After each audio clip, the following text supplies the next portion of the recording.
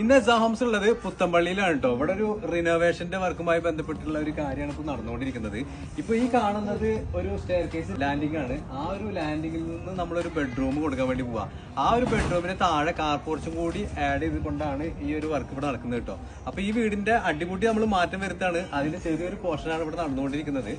അപ്പോൾ ഈ ഒരു വിൻഡോ നമ്മൾ ഒഴിവാക്കിക്കൊണ്ട് അവിടെ ഡോറ് കൊടുക്കാനുള്ള പ്ലാനിങ് കേട്ടോ. അപ്പോൾ ഇതാണ് ഇവിടെ വരുന്ന സ്റ്റെയർ കേസിൻ്റെ വിൻഡോ. ഇവിടെ നിന്ന് നോക്കിക്കഴിഞ്ഞാൽ നമുക്ക് സ്റ്റെയർ കേസ് കാണാം കേട്ടോ.